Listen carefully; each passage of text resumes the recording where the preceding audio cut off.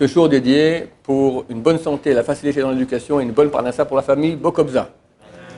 L'histoire que m'a raconté un ami d'origine suisse, un ami d'enfance, dans mon bureau aujourd'hui. Le Rav de Genève s'appelait jusqu'à quelques années, mais maintenant je crois qu'il a déjà quitté. Le Rav de la communauté orthodoxe de Genève s'appelle le Rav Yafé Schlesinger, un grand ami Chacham, qui est arrivé quand j'avais quel âge, moi, j'avais peut-être. Et Bar Mitzvah, me souviens. Quand j'avais peut-être 10 ans, quelque chose comme ça, il est arrivé à Genève, et jusqu'à il y a 1 ou 2 ans, il est encore le rabbin de Genève. Et il me raconte cet ami-là que j'avais jamais entendu une chose pareille, que Baba Saleh est venu une fois à Genève. Une fois durant toute l'histoire. Et il habitait chez quelqu'un, évidemment, le monde entier vient le voir, etc., etc. Le Rav Schlesinger, qui est le rabbin de la communauté, se dit, bon, c'est normal, je vais lui rendre visite. Il arrive là-bas, et il voit le gabaï qui passe l'entrée, il dit, voilà, dites-lui que le Rav Schlesinger, Yafé Schlesinger est arrivé, s'il peut me recevoir. Le gabaï dit, non, terminé, il y a trop de monde qui sont venus, il n'en peut plus, le Rav terminé, personne ne rentre. Mais je dis, je suis le Rav de la Kaïla. Rien du tout, au revoir. Bon, il repart, un peu déçu. Le lendemain matin, Baba Saleh se lève. Première chose, le Rav Schlesinger, appelez-le immédiatement, qu'il vienne, qu'avant tout le monde, personne ne reçoit Rav Schlesinger en premier. Rav Schlesinger, il arrive, il dit, tu me fais des problèmes? Ton ancêtre, le Khatam Sofer, est venu me voir en rêve, il m'a dit, pourquoi est-ce que tu ne reçois pas mon arrière-petit-fils? Il vient te voir, tu dois le recevoir. Je ne veux pas prendre le Khatam Sofer. Alors je m'excuse, vraiment, voilà, et Baruch Haba, bienvenue. Voilà, l'histoire authentique que je viens d'entendre cet après-midi. Comme quoi, nos ancêtres, dans les mondes supérieurs, ils s'occupent de nous, ils voient tout. J'avais raconté une fois à l'Yeshiva, un garçon, à l'époque, on recevait des personnes en voie de conversion. Aujourd'hui, on ne fait plus ça. Et il était encore en voie de conversion, il n'était pas encore juif. Et il me raconte 2-3 semaines après que la nuit du Shabbat, oui, ici, dans la chambre, dans ton lit. Tout à coup, il voit en rêve son grand-père. Son père, au jeune homme, était juif. Sa mère était non juive. Le grand-père, le père du père, juif. Il était décédé. Il le voit avec une barbe blanche comme ça, rayonnant, souriant, plein de lumière. Et il lui parle.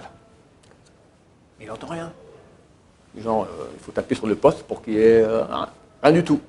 Il se réveille, en état de choc. La nuit de Shabbat, les rêves sont beaucoup plus significatifs. Il ne sait pas quoi faire. Il fait, dans le couloir, toute la nuit, il a fait l'aller-retour. Tof. Samedi soir, il va dormir. Rebelote. Tout à coup, il voit de nouveau son grand-père, la barbe blanche, plein de lumière, brillant, lui parle avec sourire, tout ça. Mais pas de son, mais mettez le son, faites quelque chose.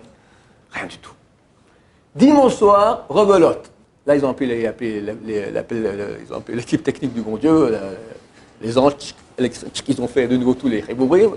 Et là, ils voient l'émission. Tout à coup, il y a la voix qui passe. La même image, exactement. Mon petit-fils, je suis très heureux que tu sois à l'Yeshiva. Vraiment, je t'encourage. Ta sœur aussi, c'est la même chose dans un séminaire. Essaie d'influencer mon fils, ton père, qui quitte la Goya, d'accord, et qui quitte ta mère et qui fasse tchouva. En tout cas, je suis très, très content où tu es. Continue, je suis très heureux de cela. Donc ça arrive que du Olam Haba, les gens viennent nous parler quand on est des nuls. Baba Saleh, c'est pas Chassé Shalom. Le Khatam Sofer lui dit mon petit-fils, il faut t'occuper de lui. Mais les gens qui ont des miracles, ont des aides du ciel par des arrière-grands-parents qui viennent en rêve, etc., ça veut dire qu'ils n'ont pas la force tout seuls d'avancer. Alors on leur donne un boosting en avant. Une fois dans un séminaire aussi, il y avait une jeune fille qui était avec un goy, etc., et son père était décédé, et la nuit du séminaire, il est venu le vendredi soir, la nuit, à l'hôtel, lui dire « Je suis très heureux que tu sois ici, continue. » Voilà. Elle a fait une très belle chouva, une chouva extraordinaire, au Hachem. Donc ça arrive.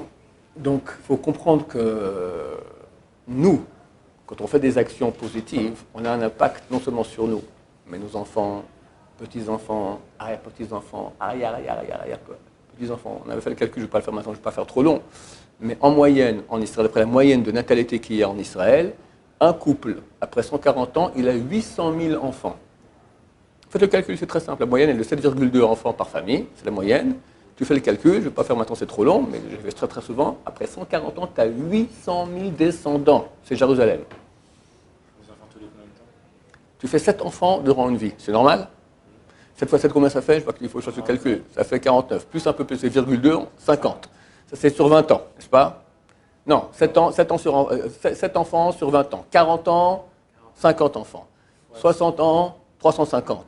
80, ça te fait 7 fois 350, 2450. On a arrondi 2500. D'accord? C'est 80. Un siècle, ça te fait 17 500. Plus le virgule 2, 18 000. Ça fait un siècle. 120 ans, 7 fois 18 000, 130 000. 130 000, ça c'est sur 120 ans. 140 ans, 7 fois 130 000. Voilà, 800 000, un peu. Voilà. C'est un calcul tout bête, d'accord? C'est une réalité. Donc on a un impact extraordinaire. Tu étais nul, tu auras 800 000 enfants nuls. Tu étais bien, tu auras 800 000 enfants bien. Tu étais tzaddik, tu auras 800 000 descendants du tzaddik, qui sont tzaddikim, B'ezrat Hashem. Baruch Adonai, l'olam, amen, amen.